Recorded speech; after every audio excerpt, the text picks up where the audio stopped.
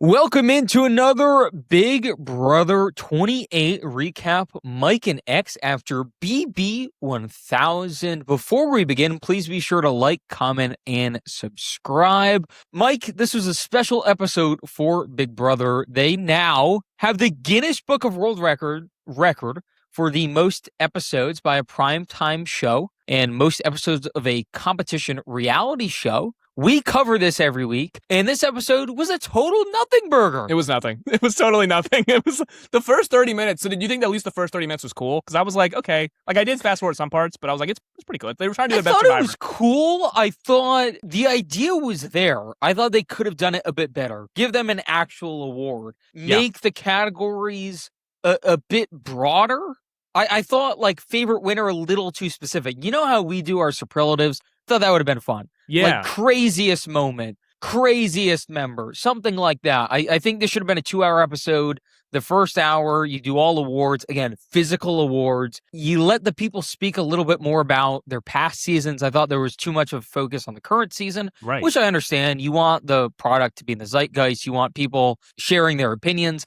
But it was very obvious they wanted to talk about why they were up there. So I thought it was a weird balancing of both worlds they were trying to do. I did too. I thought they were trying to do their best Survivor 50 impression, which was, remember that first 10-minute intro monologue that we got from Survivor 50? In the intro, we were like, look at all these past seasons, look at all these crazy moments, the Black Widow Brigade, Blindside, like all these moments. Like, they gave us all those moments I wanted to see in that like montage clip they gave us when they put it back to 2000 in the time machine.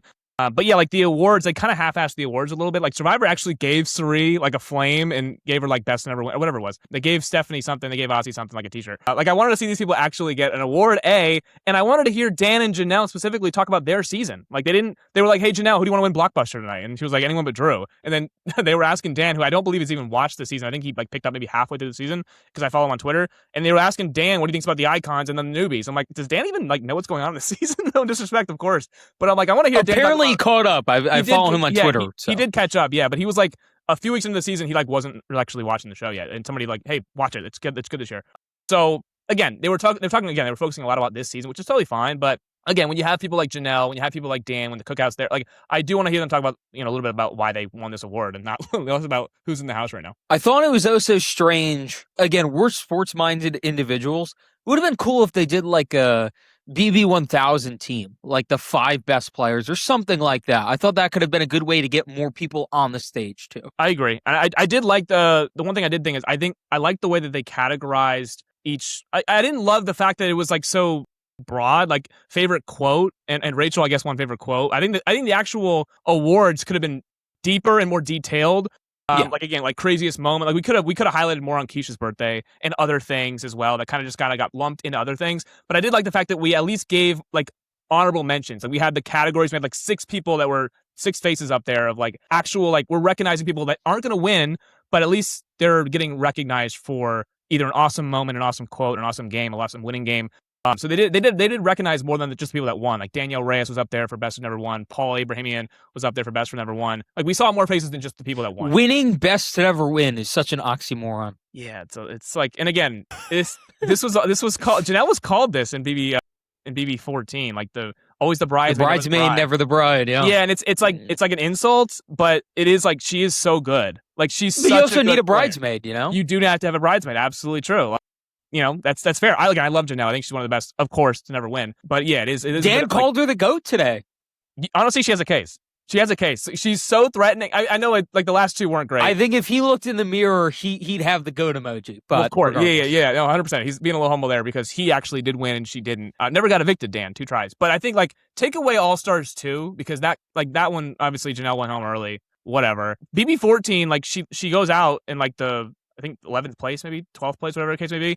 And it's because Dan and Mike Boogie teamed up to get her out. Like, that's no shame in 2 winners teaming up to get you out and backdoor you on Danielle's HOH. So again, I think overall, if you just take if you take Janelle's first 3 games, like, she's, in my opinion, one of the best of all time. Maybe I'm not the GOAT, but at least as a case, I think. Yeah. She's probably on the female Mount Rushmore. June, Danielle Reyes. You can make an argument for like a Brittany. Yeah, Janelle's for on people there that never for won, sure. or just in general. Just female Mount Rushmore, doesn't matter. Yeah, because people have Rachel on there because Rachel won. Obviously, they would have. I wouldn't, but I wouldn't people either. Would. Yeah, like Vanessa didn't win either, and it's like that's a tough one. If you were to do super weird one, but Jeff and Jordan. She won, She was did. incredibly close to winning again. You I have to know. at least throw her in the conversation. It is true. What a great social player. I did go back and rewatch this. I don't think she's like dominant or anything, but I get it. No. If you want to go there, totally fine. She's almost like Modern, like a Chelsea's a good show. Yeah, Chelsea for sure. Jordan to me is almost like a Tina Wesson, where she won and then almost won again in like weird circumstances, like a weird season. But yeah. Chelsea's like, I think new era wise, if you want to go Chelsea, I'm trying to think who, like Taylor. Yeah. Like Ashley wasn't my favorite winner, but that those kind of games do win sometimes. So they were all here. A lot of those guys were there. Yeah, and luckily we have Angela from this season. No, I'm kidding. But yeah, of course we had Angela could win. You never know. She could be one of those names. I do wish they took it a little more seriously. I guess it's a tough thing to do because it's not towards the end of a season. It is a weird, awkward place. We're right in the middle. So you want to make sure that the current product is still getting the pedestal that it needs. But you can't celebrate your past, too. Right. It's like the All-Star break almost. Like, it's like we're pausing halfway for the first hour or for the first half an hour. We're going to look back as to what made the first 999 episodes so good.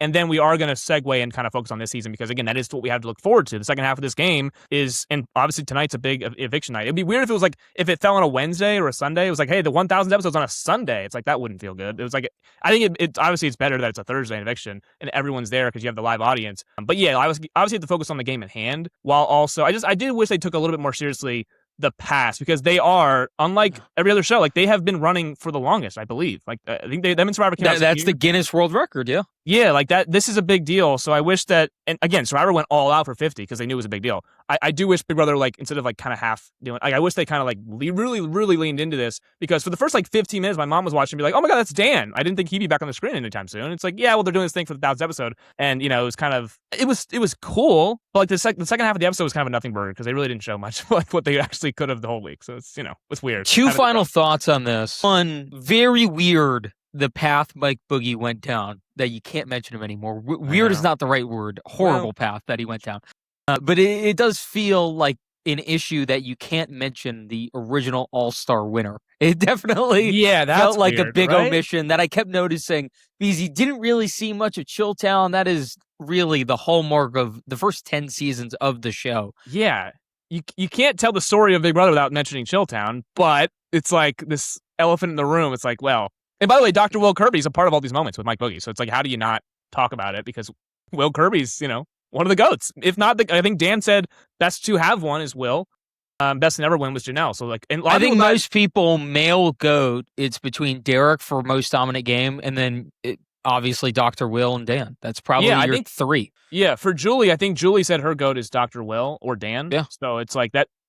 How do you not talk about Dr. Will? But again, it's like Dr. Will and Mike Boogie, who obviously, they can't show it. In their situation, it's not like Dr. Will is necessarily clamoring to see it either. So no, yeah, it's true. I just thought that was notable to not be shown. Yeah, but they can't show it, so it's one of those. That's why it's a weird moment. Yeah, that's why it feels weird because it's so integral to the early part. But there's nothing you can do. The second point I had was we are on BB 28. I would like to think BB 30 will be like Survivor 50. I've seen a lot of speculation of what that season could be. The best I've seen is BB era, similar to what the challenge did. Yep. I will be making a video on that sometime soon. I want to make sure I credit whoever I saw on TikTok. I saved the video, so we'll get to that bridge when we get there. But yeah, I think they're going to go all out for BB 30. So this might have been an appetizer, and then BB 30, that's the grand, spectacular celebration of the show's life cycle. So you could see a situation where they go like first 10 seasons, that's one era, or could they, like, how do they really separate it? Because I feel like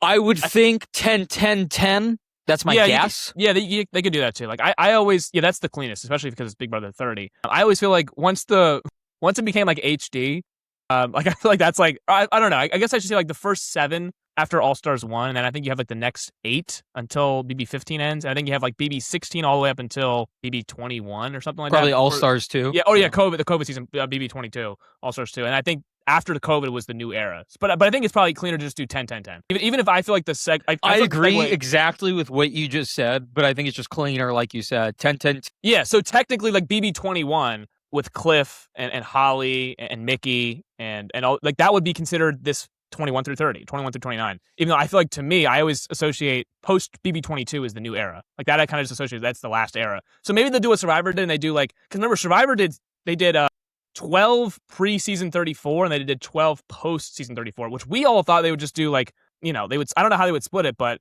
they did like, it was like the new era, which was 41 through 49, and they got like, they got 12 post-40, and then they got 12 pre-40, so that's what it was. Like Rick Devens and Aubrey were considered like OGs, even though their debut seasons were 32 and 34.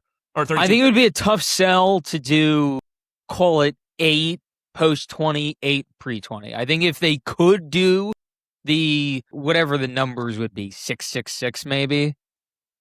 Yeah. 555. It wouldn't be super clean in that regard, but you should be able to get 5 people from the first 10 seasons. Yeah, of course. 100%. You still have some names. Again, I think that unless they want to play, that was the big thing for Survivor, because a lot of the old school players they were trying to get were just too old to like fit and compete. But with Big Brother, like, could you get somebody from those OG seasons that's maybe older now? I know they do the Rangers. It'd be great, by the way. No winners. Yeah. Best to never win. That way, someone can feel fulfilled. I believe we both talked about how we thought that should have been a thing for Survivor 50. It made no sense burning a handful of winners. 3 winners, It just felt lazy to me, and I thought, again, I was clamoring for modern winners versus fans sort of thing. I would have just loved to see Big Brother take what they saw with 50, Survivor 50, see the issues that it had, and apply it to Big Brother 30. Make sure you kind of cross your T's, dot your I's, and it could be a really good product. But, Mike, the current product, a little shaky right now, so let's talk about it. Yeah. Tonight, Mallory goes home in a 6-2 vote. It was Barrett and Melody who kept her around. Drew did, in fact, vote to evict his FAP member in Mallory. He won the blockbuster. Now, we got to get this off our chest early. This was not rigged. He did not gamble on this. He did not guess. Was that what they were In case anyone wasn't listening, because apparently comprehension in this community, a little shaky at times. There were a few hints. You could look at the wall where there were various Big Brother moments, and they were sectioned off A, B, and C. If you knew the answer was one of the moments in that block, then that was the right answer. Simple as that. You didn't need to see the rest of the hints to know what the right answer was, because they only correlated to one of the big boxes. So therefore, when it said someone fell, I was like, well, the most obvious competition for that is the like slip and slide sort of thing. We never know how to describe it. We mention it all the time. Yeah, they go back and forth. Yeah. I saw that it was quite literally the second highest, second to the left on the top row of section C. So I immediately told my mom, oh, it's C. I got it within like 10 seconds, and I'm on my couch. So granted, the adrenaline isn't flowing, but I just looked at the top rows. Oh, it's C. So I got it that fast. So Drew got it that fast. Apparently online, there was an uproar. He cheated. He got it too fast. There's no way. It was literally the second video in the section. Yeah. Production told them where it was. This goes back, and I don't know, again, are they trolling, or because I don't know if I don't think so. Have you seen the conspiracy? Let me put my conspiracy hat on. Have you seen the conspiracy of like BB15 when Helen was pushed in the BB battle back? When she was pushed, like, how did she fall down? She was pushed. So yeah, this is not the first time where in a live competition, someone claims rigged. It's not again. We've seen it before. So just I mean, dude, I don't take it seriously. I will get my conspiracy hood on at different times. Yeah, some of this stuff, man, I don't understand. I truly don't. Yeah, like, how could you possibly think that this was rigged? I don't know. Self-admittedly, I wasn't paying attention, so I didn't get it in 10 seconds. But I mean, no, look, I'm not claiming it was rigged. I just didn't know what it was. I really just like, it's just too helter-skelter for me. I'm watching Drew Aller on one screen. I'm watching the BB blockbuster on the screen. I'm like, whoever gets it, gets it. But let's call a spade a spade. It is very similar to week 3, where Mallory doesn't have to win blockbuster, but she has to make sure that Drew doesn't win. So, like that example, like week 3, she's going home if Jason wins blockbuster. She didn't have to win blockbuster. She just had to make sure Jason didn't, because she goes home next to Lala week 3. Similar situation here for Mallory. I think as far as like what I was up to date on, Drew's going home tonight if he does not win. If it's Drew and Mallory, if it's Drew and Taylor, Drew goes home. So Drew had to win in this sense. Mallory did not have to win. Seemed like it would have been a bit interesting if it was Drew and Taylor. I think there could have been a last minute save Drew, bring him along. But the problem is Drew is so committed to the icons. It's not even funny. Oh yeah. Well, I don't think Taylor's going anywhere. So I No, didn't think. and we'll talk about that now. So basically, this week has been incredibly strange because D wins HOH, but she didn't really deserve to win HOH because both Barrett and Mallory simply could have if they just wanted to. Yeah, can I real quick put a pin in that, because Dee's now had 2 HOHs, right? You could argue she shouldn't have won the first one because that was a team helping her win, and there was only 3 that were eligible. So you could argue Yash and company helped Dee out, beat 2 other people. So that was Dee's first HOH win. Look, I'm not trying to. I'm just playing devil's advocate here. I mean, this one now, go ahead. You're right. Who could have beat her? A couple people could have beat her, right? I mean, Mallory, I thought was incredibly obvious. She just slowed down totally. I don't think she sold it well. No one seemed to care. Neither did Barrett. Neither did Barrett. You could also tell slow down. He's looking at the clock. No one saw this. He's looking at the clock. He's like, "Oops, late. Let me like make some awkward late." I'm like, "What's he doing? He could easily win right now." I think if they both tried, Barrett would have won. That's my gut instinct. Yeah, the long strides. He obviously could have won. He was cooking, dude. He was going through it fast, and then had to really slow down. Yeah, he was like, "Oh crap, I might actually win. I don't want to do that." So he was like, "Wait, Dee's in the winner's circle. I could just let her do it." And this is, again, Mallory and Barrett throwing the HOH to Dee, of all people, because they trusted her and didn't want to get blood on their hands. Now, it's exactly let's talk about that. So, yeah, I can't take them seriously. Lala wins veto, which is the weird coach's comp from BB14, where they're doing the thrusting and the butt movements and the tongue and whatever. Real quick, I actually like this is the same show that had a Paw Patrol competition a few weeks ago. I know. But, I actually kind of liked it in BB14. I was like, they're never going to bring it back, but I actually kind of like it. And then they brought it back tonight. I'm like, what the heck is going on here? I didn't mind it. I didn't mind. I like the tongues, but I could do without the tongues. But everything else, I was like, this is kind of cool.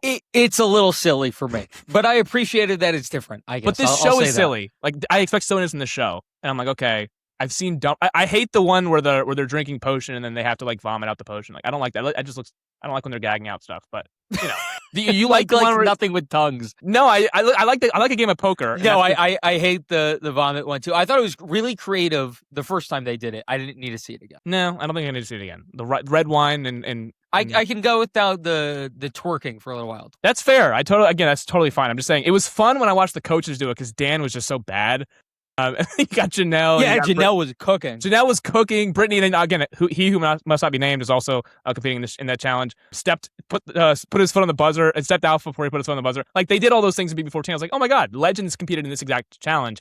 Do I have to see it again? Probably not. But I was like, okay, at least they did it before. They brought it back. I never see shows like bring back things from such a long time ago. That was like 2014 or 2015. Like, that was a long time ago.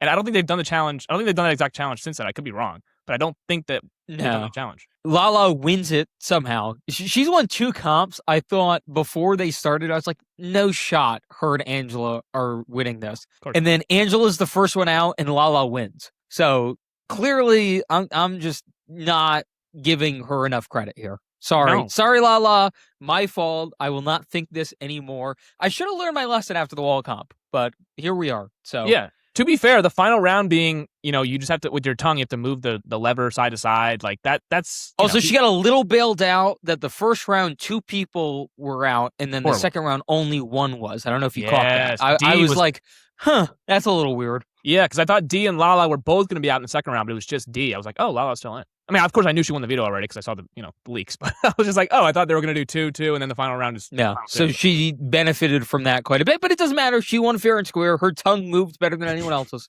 by a pretty decent margin, by the way. She kicked their ass. She did. So another comp, Barrett's very close to winning, but not quite. And it hasn't mattered for him yet because no one thinks of him as a threat. They think he's a doofus, and this is why. Because his number 1 ally in Mallory goes up as a renom. He's supposed to be good with D. He's supposed to have sway with the icons. They're supposed to have his best interest in mind. But Mallory goes up. His other number 1 ally, allegedly, we'll see how that goes now, Drew, also on the block. So he's looking around like, Drew and Mallory on the block. And of course, Taylor was taking up the 3rd seat. The last few days has been Barrett pseudo-flipping on the icons. He exposes the red corner. He exposes the crossovers. He exposes everything that has transpired up to this point. He makes reference. You saw a little bit of it in the episode, not enough in my opinion, but he does tell Eminem that they've been working with the icons the entire time. And Melody's like, oh, we knew. No, you didn't.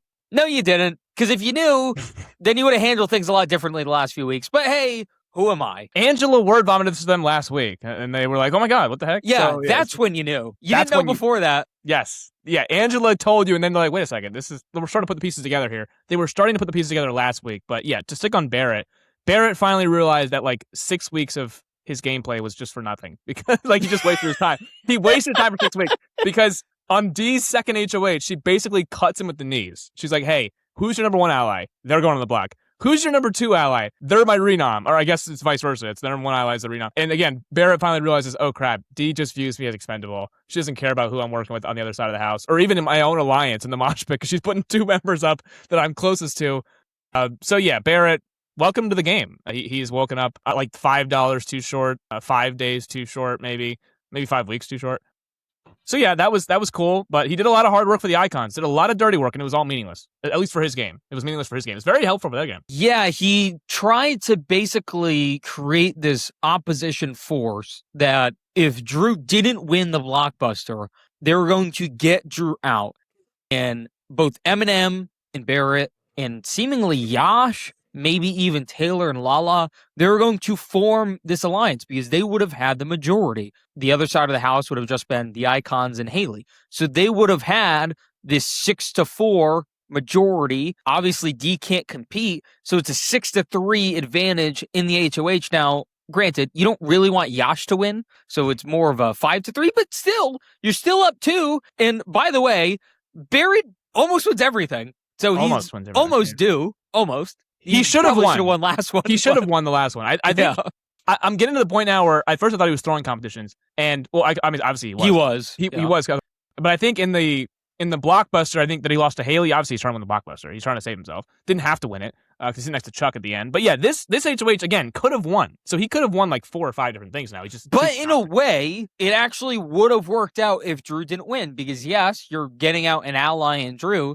But how much is Drew really helping Barrett at this point? I think that's what Barrett started to realize. All Drew's doing is feeding the icons information. And in a way, it's hurting his ability to play the middle, because Drew started saying, Barrett's in an amazing position. Drew was essentially what he was trying to do was take the label off him and stick it to Barrett. Yes, they were close. Yes, they're still working together, presumably, because Drew doesn't know what Barrett was doing. So we'll see how that transpires. That could all be just water under the bridge, yeah. However, Barrett saw the writing on the wall, and yes, the last 6 weeks were for naught.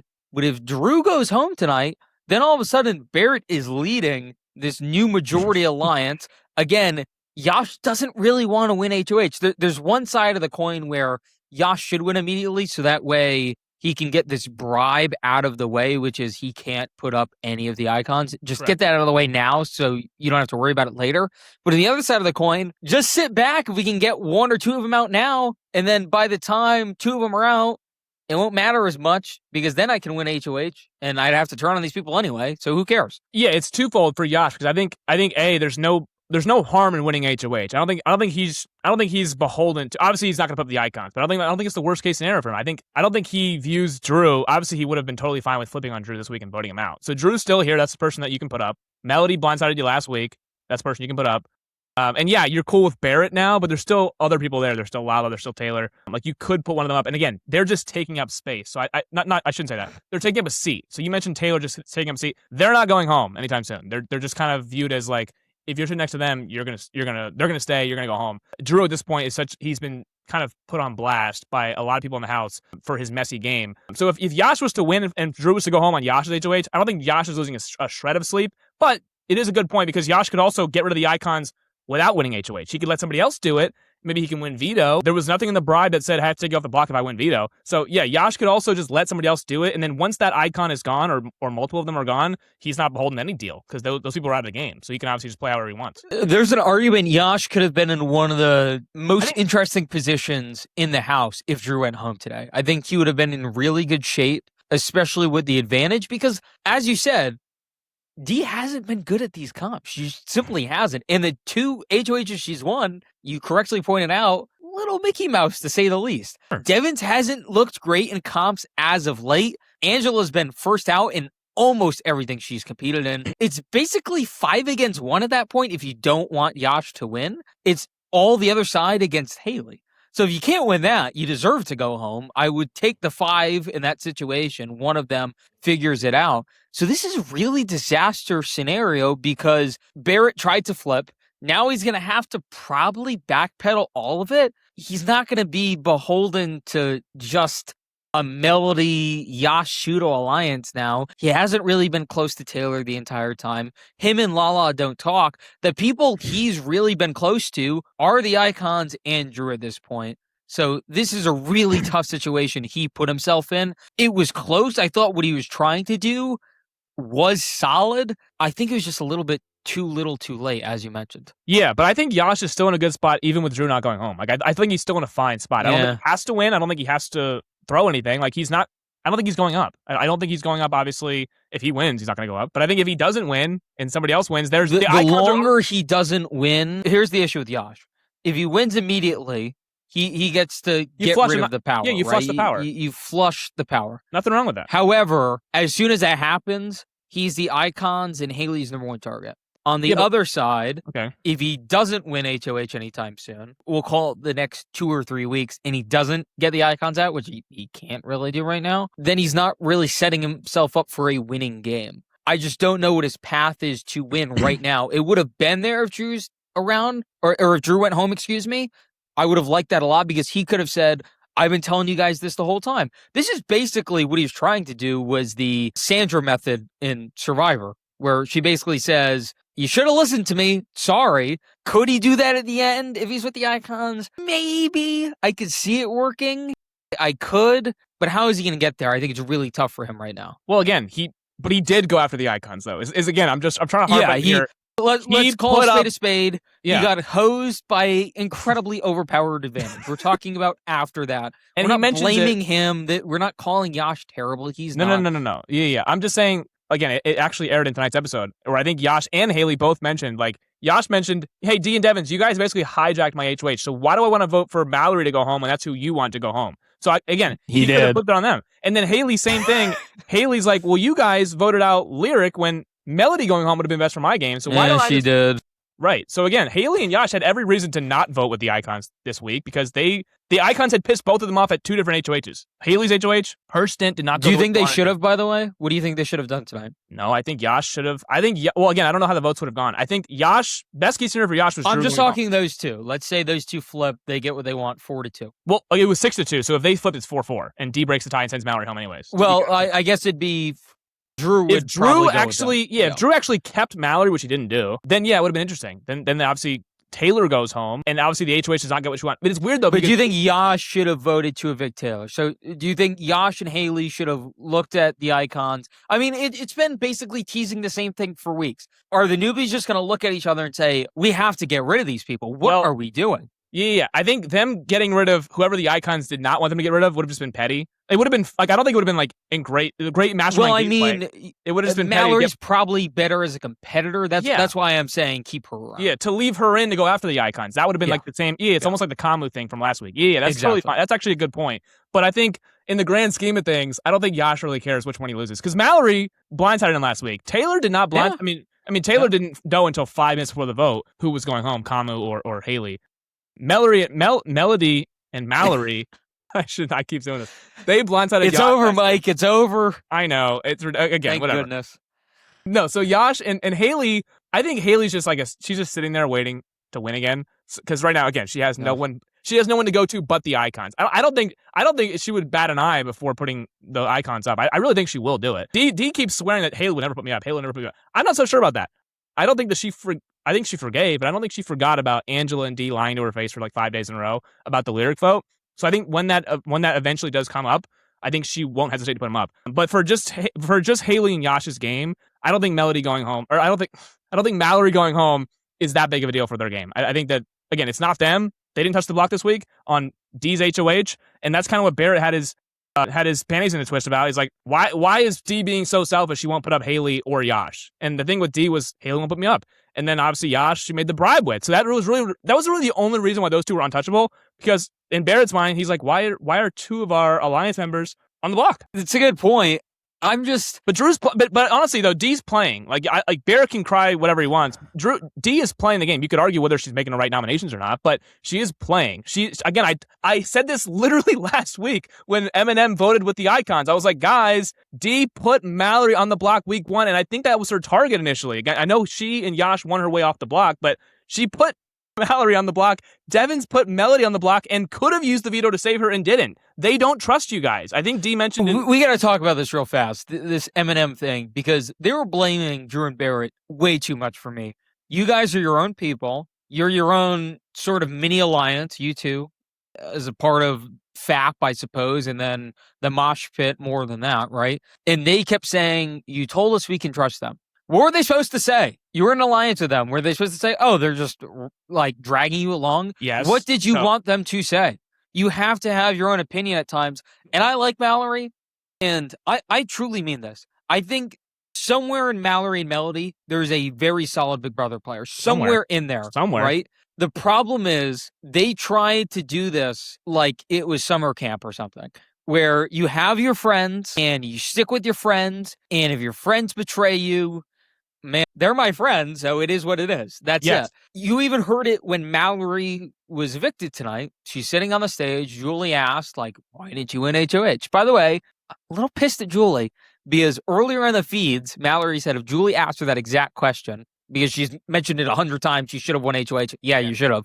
She's going to punch Julie. I really wish Julie brought that up. I wish she brought that up. Regardless, she didn't. She looked like she wanted to punch her, but she didn't actually do it. And Mallory's like, well, I didn't know who I'd put up because I'd, have to balance between putting up the mosh pit members or putting up my friends. When she said that second line, I was like visually upset. Because Mallory, that is the game. That is literally Big Brother, especially modern Big Brother. You're going to like a lot of these people, and that's totally fine. It feels like most of this cast likes each other, and that's cool. And I enjoy that. I don't want people genuinely hating each other's guts. I think it makes for good reality TV points, but it's just a game. Like, get over it. You can have your spats, but you should be able to move past all of it.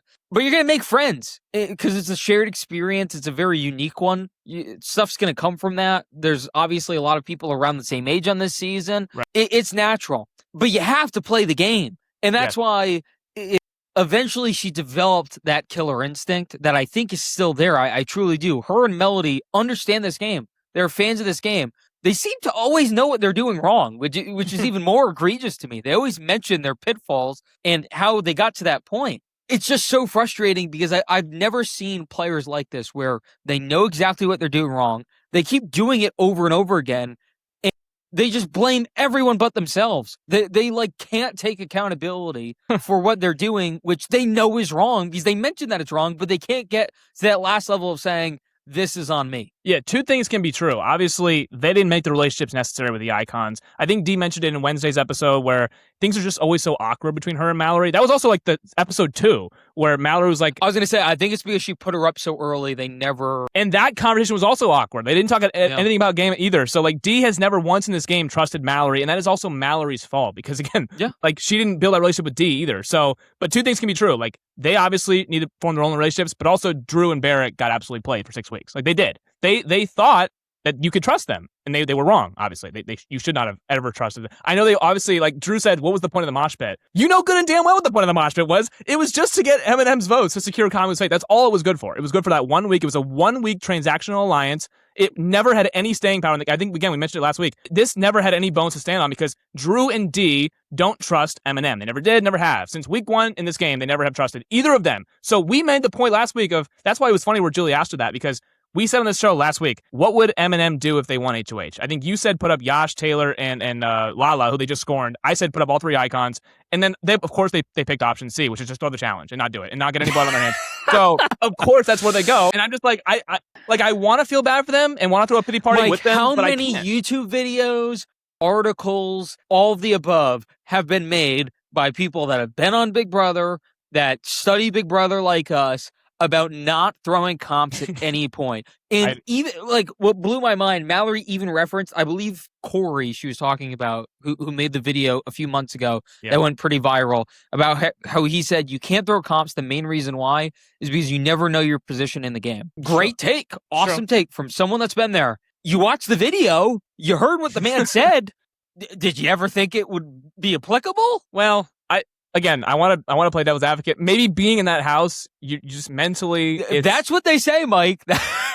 Everything goes out the window. Logic goes out the window. And when you're in the house and you're actually like in this environment, I would forget. feel that more if she didn't know what the logic was and didn't regurgitate it immediately afterwards. No, I know. And again, Julie asked her, and she was like, I don't know. Hindsight, I mean, I don't know. Maybe I would have put D up. And by the way, she would have put D up. So we can cut the crap. Of course she would have. And she should, honestly, in my opinion, she should have. She should have put D up. D put her up week 1. It was sound logic to put her back up.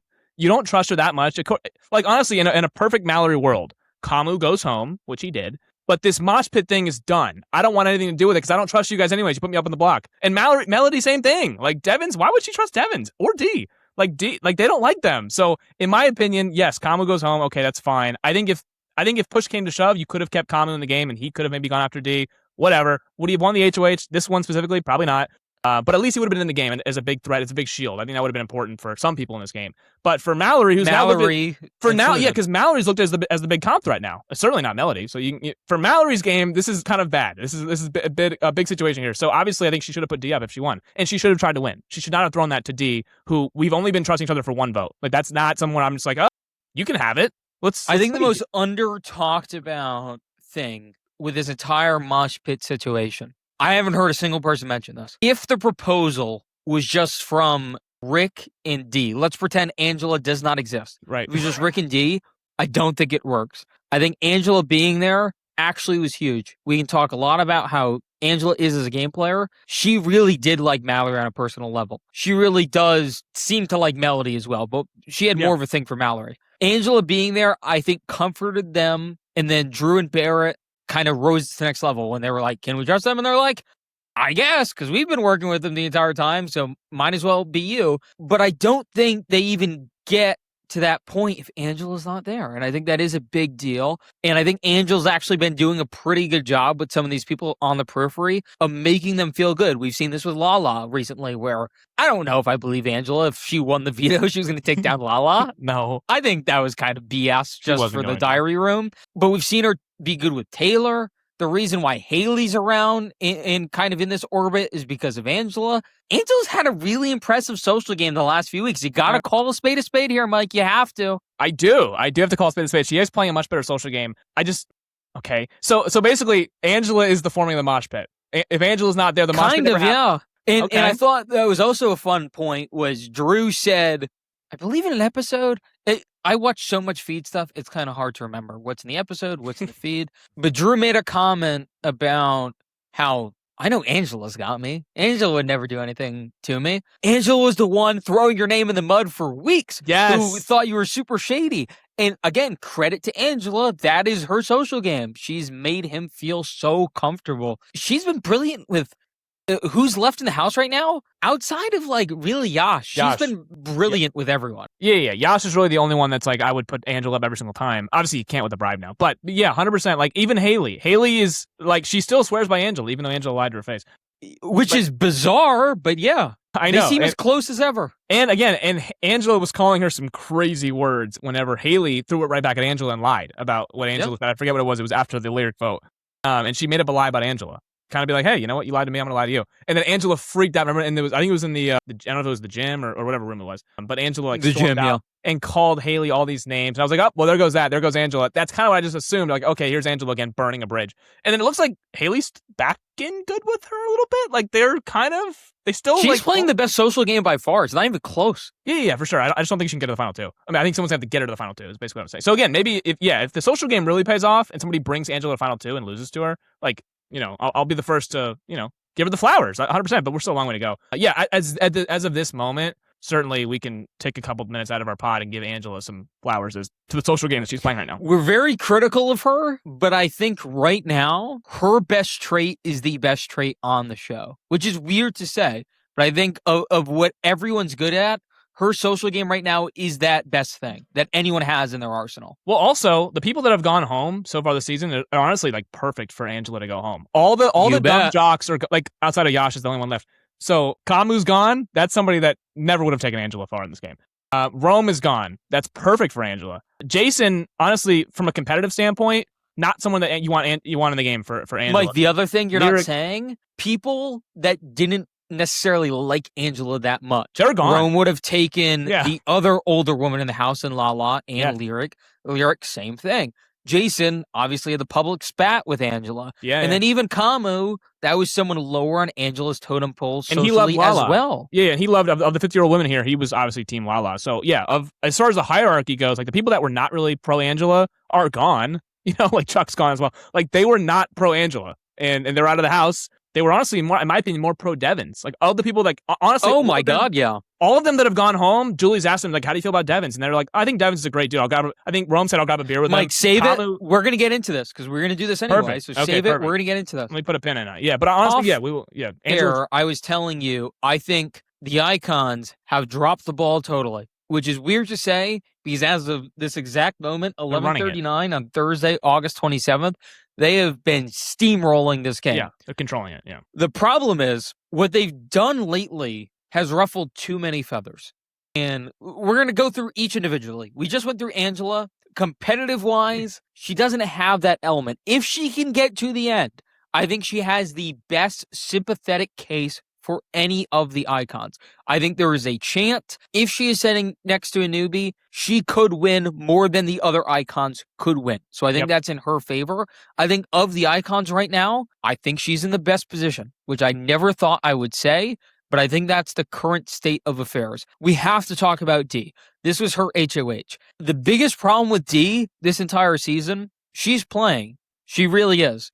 Playing hard. She's probably playing a bit too hard. And if you asked her for a mission statement, it would read like a ChatGPT scrambled mess. It wouldn't really make much sense. There'd be too many M dashes. Periods would be prevalent in odd places. You'd be like, wait, why'd the sentence end there? It just wouldn't make the mosh pit could have been formed like 2 or 3 weeks ago. And if she just didn't want to deal with any of that, then she probably should have talked to Drew and Barrett a bit sooner. Because their idea this entire time is we can kick Drew and Barrett a million times. We can spank them. They're like we dogs. can throw them in the mud. Yeah. It doesn't matter. They're our guard dogs, and they'll do whatever we want. Again, to this point, August 27th, 11:41 now p.m. That is true. But human emotions are going to kick in at some point, and eventually. For Barrett, it just did. Drew seems like he's sort of there. He hasn't fully crossed the line yet. He needs to be radicalized a bit more. But how many times are you going to F these guys over? And part of the problem is, it's something we talked about week 1. When the crossovers formed, Drew made the idea that we're going to run this like the Brigade and the Cookout, where we're all going to have offshoot alliances. Drew did that. Barrett did that. Yeah, Barrett did it. Devins did that. To an extent, Angela did that. You know who didn't do that really? It was D. Because Angela had Haley, Devins had Rome for the brief time period, and then Drew and Barrett obviously had FAP. D had Kamu kind of really, but they were kind of all over the place. She didn't want to do that. She hated that plan. And for some reason, despite Drew telling her what he was going to do, she threw Drew under the bus repeatedly and kind of made the crossovers less effective as a result, even though, yes, she was getting information, but she wasn't getting as much information as before. Mike, you want to know why? Because anyone who would listen, she told Drew was shady to. Yeah. So then, when Drew was exposed, all these other people are like, well, Drew's kind of the rat here. We all see he's playing a ratty game. Yeah. And then all of a sudden, Drew didn't become as effective. And part of the problem is, what D tried to do, pretty obviously to me, tried to take out some of the smarter players early in the game. That's why Rome was such a shocking second boot, because Rome seemed to have a really good head on his shoulders. Kamu was taken out early. Lyric, the reason it was Lyric that week is because they thought of that trio, Eminem and Lyric, that Lyric was the most dangerous. What they haven't understood, you need some good players. You have to at least enable some players to be good, so that way they're shields, they help you, and then you cut them out. They've tried to basically make this house as dumb as possible, which congratulations, you've sort of done. The house Here's is the other dumb. side of it. No matter how dumb this house is going to get, your threat level is rising to unprecedented heights, and now you're going to be exposed. It is rising to unbelievable. I think perfect world, they keep Lala in the game as long as possible, and then it doesn't matter. But although she has 1-2 things, so I shouldn't say that. D. Respect Lala, Mike. Yeah, I should. My bad. What I should say about D is D's been playing kind of bored. The issue is flipping so many votes that she's done like 3 weeks in a row. She's burning a lot of bridges, so she's making things difficult. Is there a bridge left? Well, I wrote down on my notes at the end of last night's episode. It's like Pompeii. There's nothing left. It's just all ruins. Yeah, I put down I said D knows putting up Mallory will burn a bridge with Drew and Barrett and likely blow up the mosh pit. And then I put doubt she cares. I don't think she really gives it. I don't care. I don't think she really cares about it. And here's the funny thing. The alternatives, putting up Yash, what bridge does that burn? Well, the bribe, I guess she would have not The been bribe's moot, but does that burn anything? Not really. Not really. Just putting up Haley. Does anyone outside of Angela care about Haley at all? No one cares. Twitter cares because of some things that have been going around, which we're not going to touch on because we don't really know the full story because Big Brother keeps cutting everything, so we don't really know what's happening there. Yeah, people have assumed, but I think that D, like, why would she put up Yash? I know he put her up, obviously, but like, I think that she probably should have put up Haley because I think Haley's kind of dead weight. I get it, stringing him along, and then eventually she's going to cut him if she can. But I think she's smart enough to do that. Yeah, but putting up Yash would be doing exactly what you said they shouldn't be doing, which is keeping dumber. No, I agree, but it doesn't burn a bridge at least. I know, now but you charred the bridge of your two best outset allies that you have. And then you also lose the potential of ever bringing in Mallory and Melody beyond that point. I don't think she cared. I don't think that was ever going to happen, really. But I don't think it's the worst thing in the world to keep Drew and Barrett a little happy so that way they keep doing your bidding. The issue is, Dee in particular, I feel like, more so than the other two icons, has just done everything in her power to F them over. And they keep forgiving her because she keeps, doing the waterworks, and they have such a great connection with Devins. You have to give her some credit, though. We just gave Angela some credit. Why do they keep coming back to D after she keeps kicking them in the face and throwing them over? Well, I think that goes to my reel. This Mike, reeks of Austin from Survivor 45, where D's like cutting him at the knees, doing this and that, and they're just like, "Hey, D," and they're just eating out the palm of her hand. So like, you got to give D credit. True, but I do want to go a step further. The reel that I made a couple days ago, which has done very well, thank you to everyone, was about how Drew made that offhanded comment. I believe we talked about it last week in the program, where he basically said, if you can get to the end with the icons, you're going to win because no one's going to vote for the icons. No one's talked about it. He hasn't said it because if he says it, it F's up his entire game. I still think that's what he thinks. Every single action he's had makes me think that's what he's trying to do. And at the end, he's going to be like, this was my master plan. Okay, I genuinely believe that. Now, again, we talked about this last week. Think that sucks because the way he's doing it sucks. And it blows. Do I think that's what he's trying to do? Yeah, I kind of do. Okay, but we talked about this last week.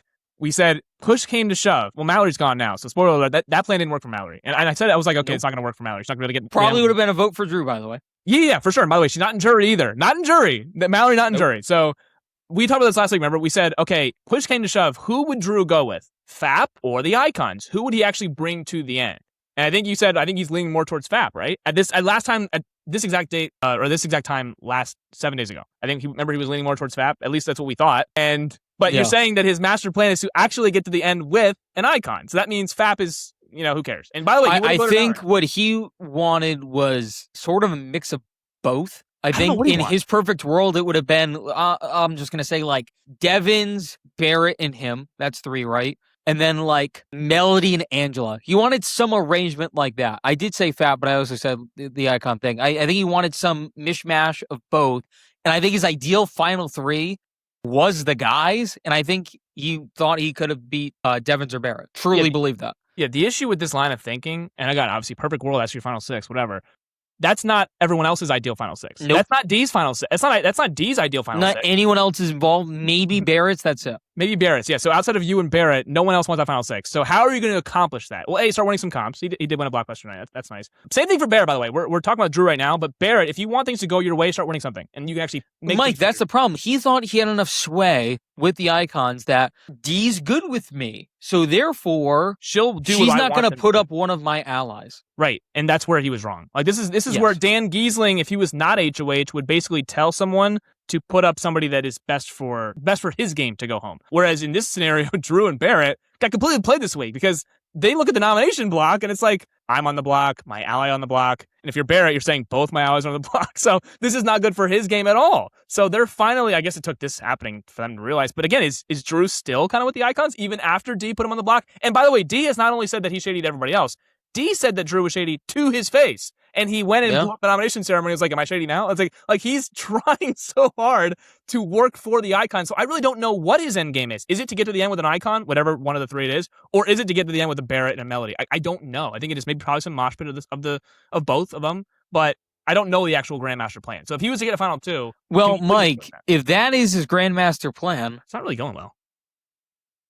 Is it though? We just talked about all the bridges these people are burning. The problem is, I guess Drew's also burning these bridges, but does he think at the end he can puppy dog eyes this and maybe get more sympathy than the icons? He's never getting Taylor's vote. He's never getting Lala's vote. He burned that bridge at the nomination ceremony. Haley, not getting Yash's vote. That's not getting Yash's vote. Yeah. And again, at least two of them have to be in jury at this point. We're now at the final 10. So assuming Yash, Taylor, and Lala don't go home next week, they will be all in jury unless he's sitting next to one of them. So I don't know. He's burned a lot of bridges too. So it's weird at this point now. Like, and he voted out Mallory. Like that probably pisses off Barrett and Melody, even though they kind of knew they knew the votes wouldn't be there. I think Mallory said in her exit interview, she's like, I would have just voted to keep Drew, even if I was in the same scenario, I would have just voted to keep Drew, even if I knew he wasn't gonna get the votes to stay.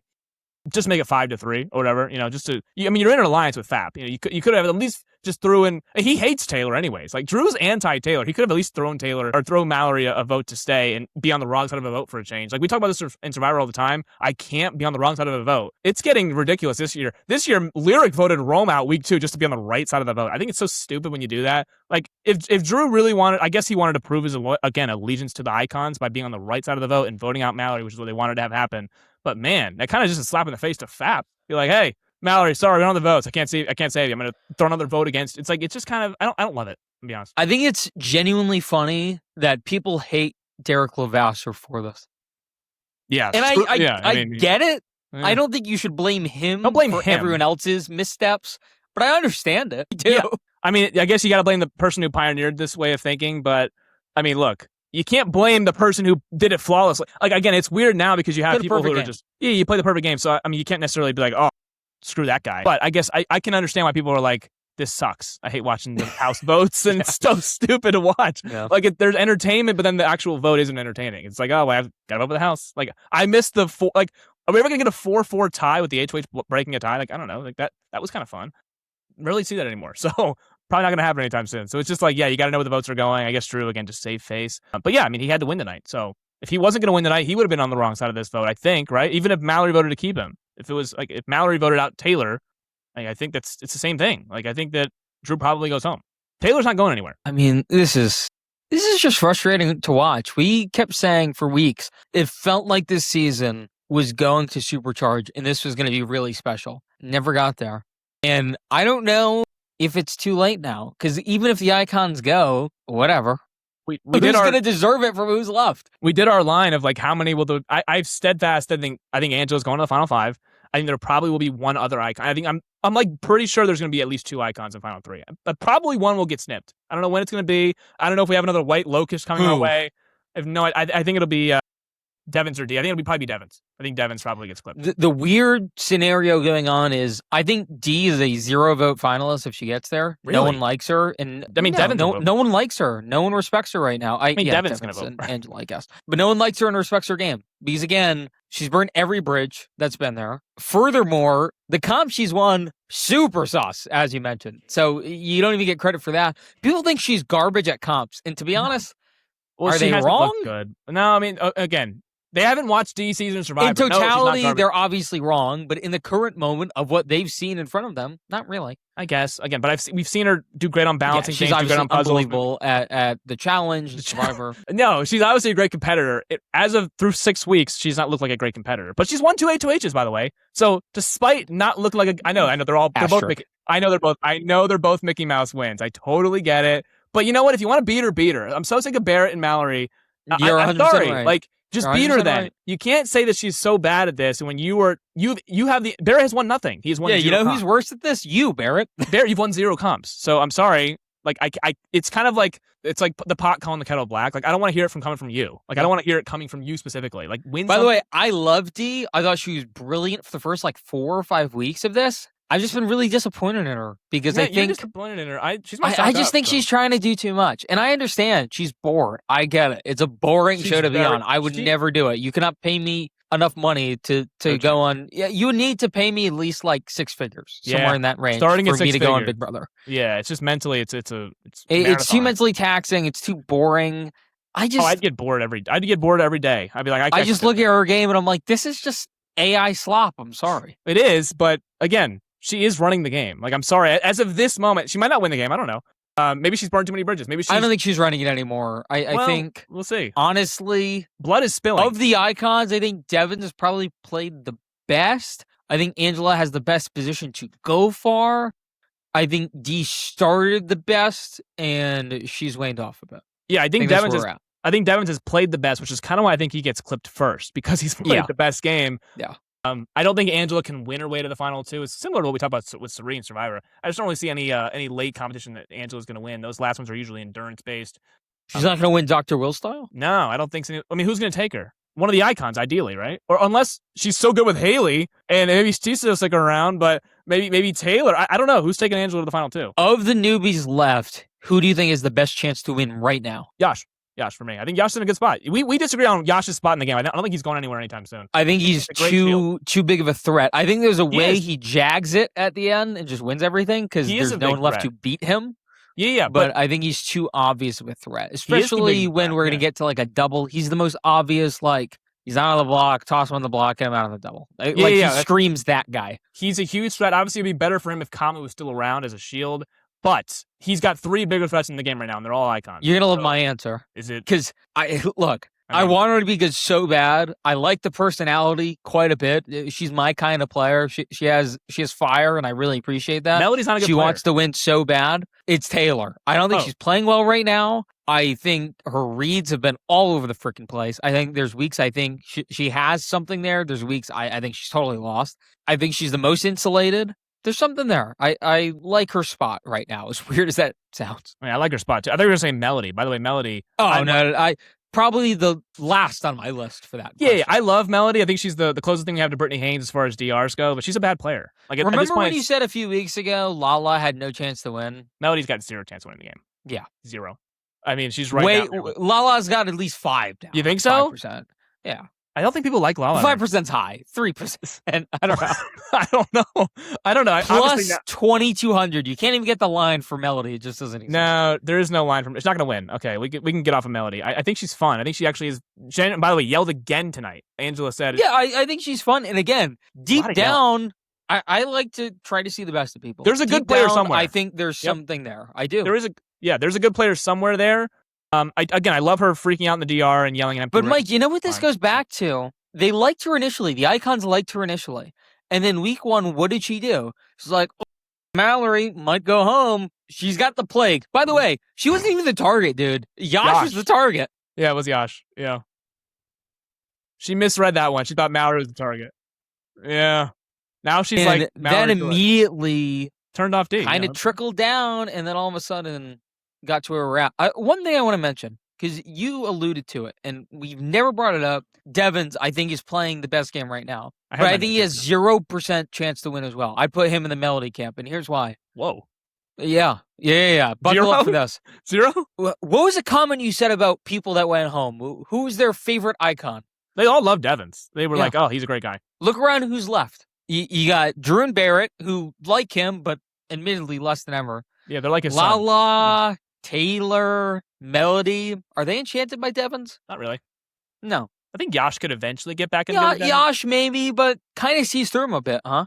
Yeah, 100%. This is what I was talking about earlier, where you can't take out all the somewhat functioning players immediately. You need to keep some people around that actually like you and have your best interest in mind. Perfect example, Rome. Rome loved Devins to the point where Julie tried to get Rome to kind of badmouth him when he was evicted, and he couldn't do it. He's like, I want to play cornhole with this guy when it's all said and done. Grab a beer and play cornhole, yeah. Heck yeah. That, to me, started the downward trend of Devins that has teetered. Again, he's played really well. Like, from a Big Brother standpoint, he's made good relationships with these people. He's made timely moves. But this is kind of the Devins package that we run into at some points when he's on these shows, where he makes so many big moves, but he's so almost like loses the bigger picture of everything else around him because he's so committed to these big moves and these TV moments, where if he had Rome in the house right now doing his bidding and was loyal to him and kept his best interest in mind, that'd be great because he really liked Rome. Drew and Barrett, they're almost kids to him, where Rome was a little bit older, but seemed more mature than Drew and Barrett, obviously. Drew and Barrett, it's like parent-like, where some days he loves them. He does love them, but some days he's just annoyed with them. Some days he genuinely sees the best in them. It's all over the place, and it doesn't work the same way.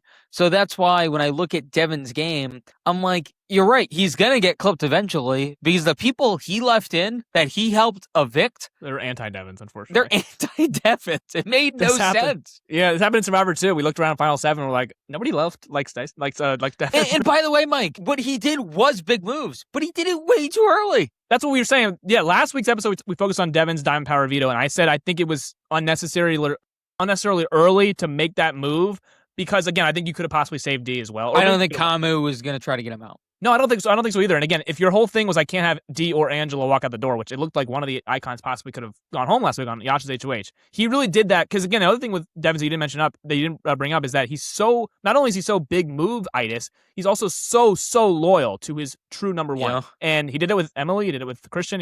He is so loyal to D and to Angela specifically because those are the icons that he came in with, that he went out of his own way and used the Diamond Power veto to save basically essentially both of them. So yeah, that probably was unnecessary.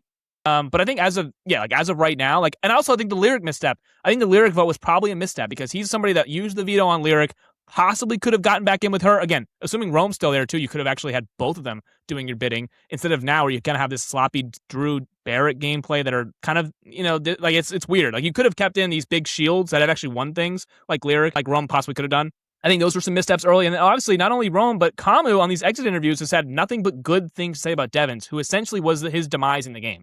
You would think Camu would be, slighted by Devins by essentially getting him out. Because it was literally Devins was the HOH for a day, basically. And he's like, no, I think Devins playing a great game. I think he's playing the best game so far. He probably is, which is why he probably won't get to the end. I don't think he has a 0% chance of winning, because I think if he does get to the end, he can absolutely sell his game. He could be like, hey, I was the biggest target since day one. I've been playing the best game the first half of the season, and you still couldn't get me out of the game. With how many people are left, maybe they don't like him, I would just like to believe that the jury, no matter who it is, will vote for the person who played the best game, who, as of this moment, is Devins. We both agree he's playing the best game. And if he gets to the final two, it would take everyone falling asleep for him to win the best or for him to win the game. Okay, yeah, but to get to the final two, that would assume that he's playing the best game, because he is right now. And if he gets to the final two, that would you could say he played the best game of the season. So why would he not win? I want it to happen because I'm a fan of his, but I don't see how that's going to work. I think he's playing the best game in a way, but it's too much too early. Now, I don't know how he's going to play the best second half of the game, if that makes sense. He almost did so well. He maximized his potential in the first half. But if you do that, you leave yourself so little room for error in the second half. Yeah, that's true. That's totally fair. Again, I just don't think it's 0. I don't think the number is 0. Melly can't win the game. Yeah, I'll give you 3. I'll give you 3%. Okay, give me 3 at least. If he's like Lala. It's going to take a lot. Yeah, if Lala's getting numbers over there, I need Devins as well. I wanted to bring it. I had it in my notes. I wanted to bring it up. I thought Devins. By the way, I've loved. People are anti-Survivor people. I think the way that these Survivor people have played the game, what the hell's going on with this? Why is it so tribalistic? Who cares? I don't know. They're like, they're taking. I don't like the way they're playing. Get them out. That's a shot at production, right? I think that has less to do with the actual Survivor franchise, more no, what is production doing, giving them. Yeah, I think the Big Brother fans are mad that D and Devins are running the first half of the game. They're kind of steamrolling it. They're like, hey, and how they're doing it. And how they're doing it. And they're like, get these Survivors off my screen. I don't like the way they're playing. I love the way they're playing this game. I really do. Now, D is maybe burning too many bridges, but I love the way that they're using, D, I love the way that she used her bride, the way that she used her bribe. Re-up it with Yash. You know what? Screw it. I think that you're the best player in this game left. I want to, you scratch my back, I'll scratch yours. It's old school Mafia Big Brother, which we haven't seen in a very long time. I know. I love the Mafia. And then, by the way, Devins, it kind of went under the radar, but I loved this interaction where Drew and Bear are basically like, we're done with this. They just screwed us. 6 weeks of this nonsense, and D's going to renom Mallory? Really? And Devin's just sitting outside, he doesn't hear what's going on. but he wants to know the information so bad. He's like, I want them. Dude, how did they not survey around them to know? By the way, he couldn't hear anything. Of course, obviously, but he acted on the other side of the freaking thing. But how do you not survey if that person you're talking about is there? Yeah. But I just loved that he basically interrogates them. Oh my god, he punked them. That's the word. He's like, guys, I thought we were cool, and he has no idea what they said, by the way. And they're just like, I mean, and they basically divulge the entire conversation they just had. And they're like, yeah, we don't like D's plan of putting up Mallory. And he's like, we think that we're on the bottom of the crossovers. What the heck's going on? We feel like you would choose.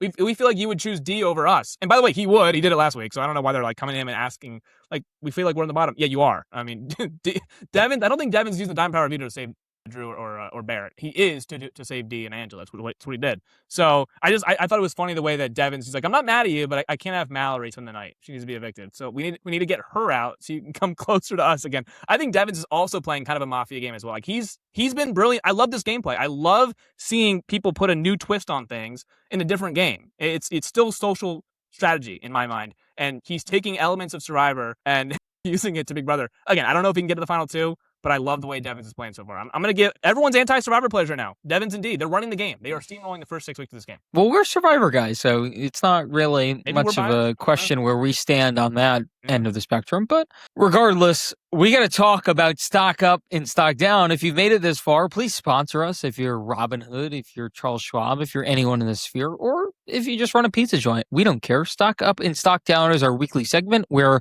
we tell you whose stock is rising in the Big Brother house and whose is falling. I'm going to start today with a stock down. Oh, damn. I am going to Big D. She's my stock down, which is weird because she was HOH and she got a result that I think she wanted in getting out Mallory, who never seemed to like her and probably would have put her up. I think everyone except Yash and the other two icons right now would theorize about putting her up, which is a disaster to where she was just 2 weeks ago. I think Devins is more liked. Yes, he's more feared because he's better at this game, but D has pissed so many people off and has rubbed so many people the wrong way.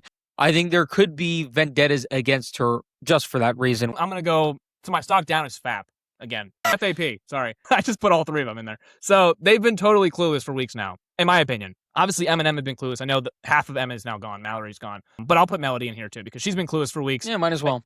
And by the way, Barrett and Drew are back in here for me as well because it took D winning another HOH and her to nominate 2 FAP members for it to finally click that maybe they shouldn't be trusting her with all this information. That goes for Drew and Barrett, who have been giving her information for 6 weeks in a row.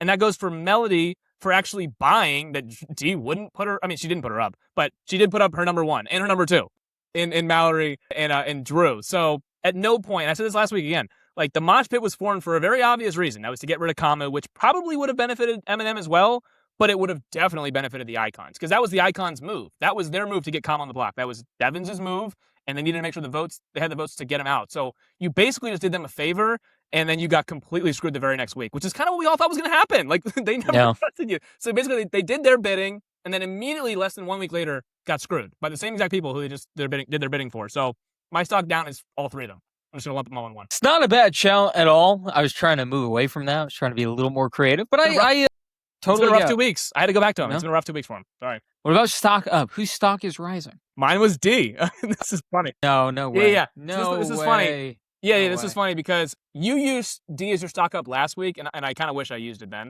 because then she won HOH, and I texted you like 1 in the morning, stock up D. And I thought that D's HOH was fine. Maybe she burned a lot of bridges. I don't really care. Like I don't really care about that. Mallory's not social game, Mike. It matters. Yeah, but Mallory's not in jury. This is a 7-person jury, not a 9-person jury. So you have to deal with Mallory. I think said D's on her number 1 hit list. Well, guess what? You can't vote for anyone. You're not on a part of the jury. So D has to No, but that'll transfer now to Melody. Barrett wants revenge. Yeah, Drew, will he see the light? Who knows? Who knows? I don't know. That's the thing. I at least know that D's good at this at these kind of things. I don't know if any of the other ones are. Taylor's pissed. Yeah, Taylor's always pissed. Taylor's been pissed for 60 days. So who cares? I'm sorry. D does not care that anyone's pissed. I think D's going to keep going about her business. Eventually, these people are going to win something. Yes, of course. It just based off sheer numbers, they have to win something. By the way, they did win something. Yash did. And D was going to probably go home. So they've used that one of their powers. But I think that if Yash was to win again, that's where the second power comes in. Again, I talked about it a couple times today. I thought D's use of the bribe was very good. And it was brilliant. You don't want to just give it. It was so good. It caused a lot of mess online. It did. Yeah, that's fine. Online, you can say what you want. But if Yash was to win another HOH in the next 2 weeks, guess who can't see the block in writing? D. So D's safe on Yash's HOH if he was to win. Again, maybe he. Can you just give the coin back and say, screw this, I'm out? I don't know how the clause. Shark Tank style, just be like, yeah, I'm actually out. Sorry. Yeah, I know I just promised you that deal, but I'm out now. Right. Yeah. But can you do that? Like, I don't know what's the clause. I have no idea. Apparently, it's binding. What does that even mean? Apparently, it's like our fantasy football trades. It's like you can't go back out. You can't back out on the deal after. Yeah, it's binding until someone vetoes it. You like, veto. Well, I don't know. Is that a thing? Are we? I think Yash has to not put them up. I think that's how it. I think that's how it goes. I don't know.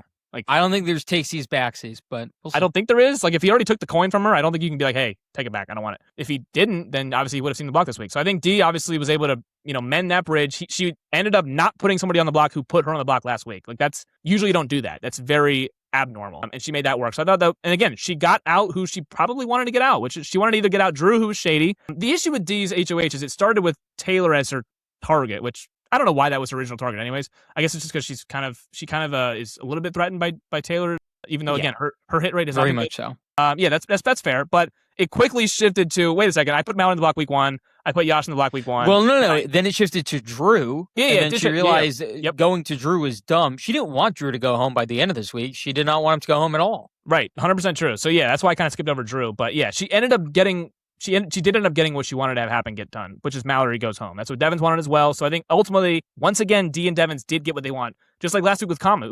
It was maybe not what I would have done, but it was executed at the end of the day. It was an executed move. They got the renom out in the game, which in this case was Mallory. So, I think it's a stock up for that reason. Not a lot of these people's HOHs have been, again, just look at Yash, for example. Yash's HOH, his number 1 went home. D's HOH, somebody that she doesn't talk any game to went home. So I think D is a stock up here. Can she get to the end with Pompeii and with blood in the streets? Maybe not. But I think as of right now, she's doing just fine. I don't think she cares how many bridges she's burned. I really don't think she cares. And by the way, she doesn't now, but she's gonna care very soon. Yeah, that's but I'm not gonna give any of these other bad players a stock up. I'm not gonna do it. I don't. Well, I'm gonna give 2 stock ups. One of them is very cheeky, and one of them is serious. The cheeky one is Drew because he was on death's door and he won the blockbuster. So therefore, stock up. You stayed in, pal. Good job. Sure. And he's in a very peculiar place. I don't know what he's going to do. A lot of people want him out, but at the same time, it doesn't really make sense for him to go home imminently because why get rid of him imminently? There's so many more threats. Because he's shady. Lala, he's a liar, according to Lala and Taylor. He's shady still, according to D. And I know the real reason why. There's just better players to get out. So I wonder if he can slip through the cracks now that he, again, escaped death's door. My actual stock up is Angela. Everything's going Angela's way. I don't even know how this is happening. The only thing that would have been better for her is if it was actually Taylor who went home tonight, because that would have pleased Haley even more. And I don't think that was ever in the cards. It seemed like Taylor was the one who was safe tonight no matter what. But in the scenario that she would have went home, this would have been Angela's dream start to the season. She couldn't have wrote it better than what it has been for her right now. Look, again, she's the best trait on the cast right now. Her social game is killer. It is that good. I don't know if she has to win a comp to win the game. I assume she does. If that's the case, it's going to be a long rest of the season for her. You better get in with But no one really wants her out. The icons, it seems like when they're referring to the icons, Lala, again, ridiculous statement, tried to implicate that icon only meant Devins. In a way, kind of only means Devins and D. I feel like a lot of times when they're talking about it, they are referring to those two as the actual threats. Angela, look, is she playing a winning game? I'm not sure. But is she playing a clear-cut best runner-up game? Yeah, she really is. So I think the traits she has right now are really great, and they expand to the rest of the game. Devins and D, that is not the case, especially D. So that's why I'm less bullish on them than you. But Angela, she is really playing a good formula to at least make it far in this game. She's playing a much better game than her first time around. And by the way, it's proactive. It's not the kind of social game where you're laying around all the time. You're not really like Victoria. She's not playing a Victoria game. She's actually playing a proactive social game. Yeah, Victoria saw the block 10 times. Angela's only seen it once. Angela's been great. Yeah, she's had a good social game. No one really liked Victoria. That's why she kept sticking around. So yeah, no, I think Angela's playing a much better game than she did in 26. She's been the mother of the house along with Lala. And if her ultimate goal, co-parenting. Yeah, they're co-parenting. If her ultimate goal is to let Devins and Dee take all the blow and take all the heat, and eventually they get themselves out because they're too big of targets, it's a great gameplay. It's great gameplay for sure. Again, ultimately, I think you have to. She won one comp where Tucker kind of gave her some spark notes. Yeah, if that counts as a win, she's won something. Yeah, that's true. She has won something. And again, she won 2 HOHs in her last go around in 2020 in 26 BB 26. So yeah, it's a fine shot. I think if Taylor went home tonight, which would have been something that Dee did not want to have happen by the end of the week, then maybe would have been my stock up. But I think Mallory would have been something that would have been good to stay in the game for Angela. I think that's actually somebody that she really connected with, and I think she better get in good with Yash, because I think as the people left here, I'm sorry, I don't see Melody winning anything anytime soon. Like Lala, I know that Lala said icons, but Angela thought maybe she was talking about her as well, like Angela being herself. And then Haley, I think Haley can win some stuff. And I don't think Haley is like, I would not be shocked if Haley eventually pulled one over on Angela. I wouldn't be shocked. I don't think it's gonna happen in the near future, but and again, yeah, like a little sweet revenge at some point. I can see that as well. Before we wrap up here, 1000th episode twist, the biggest twist. You've never seen anything like it. It's a twist we don't really know what it is. What a great twist. We know nothing about it. We know there won't be any competitions. No. It seems like there won't be a vote either. How's that possible? And we won't have feeds for 3 days. So the twist, you got to find out later what the twist is. What an awesome twist. Yeah, the twist is a tease for God knows what. Sunday's episode, stay tuned. We're gonna get into it. I have no idea how it's gonna work. I thought it could have been like a Janky's World again, or the house split, but those had votes. So those have also already happened. This is never before seen. Right. I just meant like akin to that. Right. Yeah. So something of that ilk. This is clearly totally unique. I was almost thinking for a second we're gonna get like a blood moon, like they did at Survivor, where they're having 3 straight votes. Just hey, but I don't know how we're gonna vote if we don't have any competitions. I don't really know how that's gonna work. So my guess. Yeah. How is someone need to go home if there's no competition? Like, because last year Rachel went home on a comp. How are you gonna go home? What is it? One of those like is it one of those like pressure cooker things where it's just like who's gonna bow out first? But that's a comp. It is a comp, yeah. But like, there's no vote. So there's no comp and there's no vote. I don't know. I mean, again, I saw there has to be something. If it's not a comp, it has to be. Cody and Keanu were in night, and I don't know what the heck they were doing. Tiffany and Brittany were there. They're hosting something. Okay, it was like Tyler. Do you think it's like they have to satisfy those people and then they choose who goes home? Because that's one way that it would quantify, like, no one's voting per se, no one's competing, they're trying to earn favor. Is Keanu going to dictate who goes home next week? Is that what we're doing? I have no idea. It sounds so dumb, but it does meet the parameters. Everything sounds dumb, but it's going to probably be dumb. I will be really surprised. I'll probably make a short about it. If this ends up being something I like, I will be very surprised. I think it's going to probably be pretty dumb. I'm expecting it to be dumb. I can't imagine this is any good. Any good? Yeah, I don't think it's going to be good either. I don't know what this is, but I probably don't like it. I don't like it. And I don't know what it is. They basically just tease, hey, watch Sunday's episode, which I don't know. Any final thoughts this week heading into next week's bizarre twist? By the way, a twist at this point in this season, sort of needed, but I'm sick of the gimmicks. Just play Big Brother. Just please have a season. We're getting some comments. Expect the unexpected. You want to know what sometimes is unexpected? The game of Big Brother. The expected, yeah. That tagline was made before all of these twists. That is an original tagline of the show. So I don't want to hear that the twists make the tagline. No. The tagline was made and then the twist came afterwards. Yeah, get your history straight, folks. And there's always new twists. So that's kind of why they want to, but I get it. Yeah, that came way before. My final thoughts would be Drew's power sucked. You touched on it, obviously. Oh my God. Here's the thing with the powers. And I didn't make a short about it, but I wanted to. All the punishments mean absolutely nothing. Like, they're basically just costumes. They're not actual punishments. They're not actual punishments. Like, I thought that generally when I saw the powers and punishments, I was like, okay, there's Diamond Power Veto. There's basically you become HOH for the week, where you can kind of just like flip a coin and you're the HOH. And none of the producers thought to have a loser vote in there? Something, but you could have like something that actually remember the I don't know which challenge it's called, the veto challenge, where you get out one by one, and the 6th place prize is the veto, and of course no one ever keeps the veto because they always have to trade it. Like, those punishments in that competition are actually like on par or maybe worse than the actual punishments that you get if you lose this like tap screen. Like the first place prize is always like a unitar or something like that. Or there's like solitary confinement, or like you can't compete in back-to-back, you can't compete in the next veto, or whatever the case may be. Then there's like trip to whatever the case may be. I don't know, whatever Will won last year. I'm taking my chocolate drop to some vacation spot. There's like actual cool rewards, like $5,000. Like the powers and the punishments were so like there was so many good powers, and then there was like a couple lame duck ones, like never not pass, and then the punishments were all the same basically. It's like Adam and Eve, the egg costume. I forget what the other few of them were, but nothing like substantially that's going to actually hurt your game.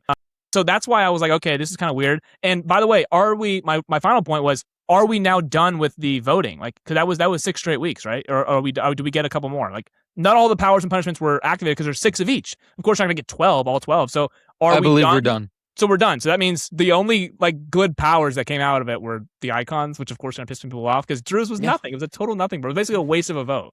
It's like, hey, why don't we vote for Drew? He got a never not pass. Who cares?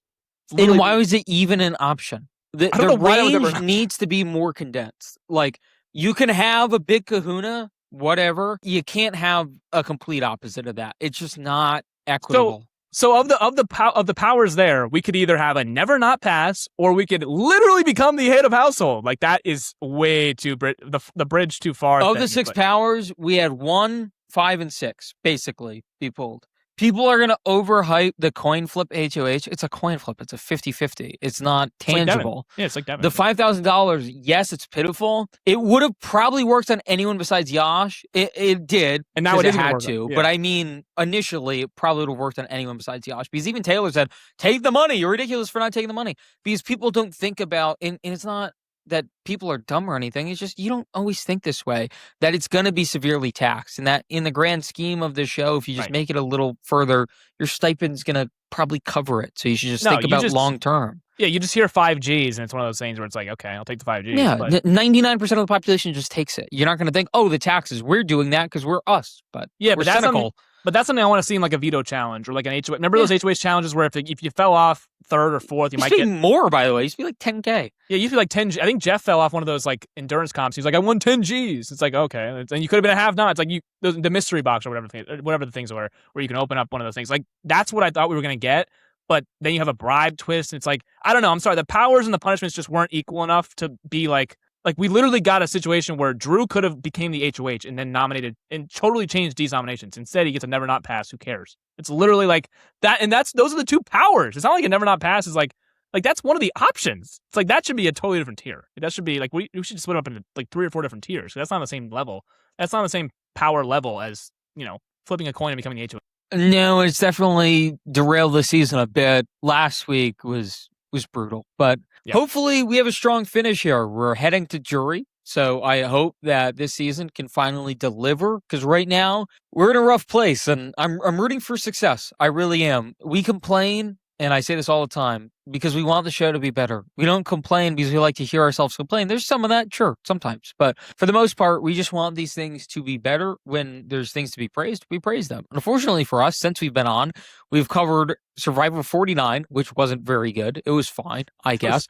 We've covered Survivor 50, which was lackluster, and now Big Brother 28, which has been lackluster. So when a good season occurs, we will praise it accordingly. Unfortunately for the audience, hasn't got to that point yet. So what can I say? Gurus, we've been hot. Please be sure to follow us on all our platforms. The Reels have been kicking ass lately on TikTok, IG, and YouTube. So make sure to check all those out if you haven't already. We'll be back on the sports feed. We're trying to supplement both feeds equally. It's been very tough for us so far, but once we figure it out, it's going to be a lot of gurus in the sports sphere, in the media sphere. Gurus are hot right now, but stock up, gurus. That's my stock up for the episode. Yeah, 100%.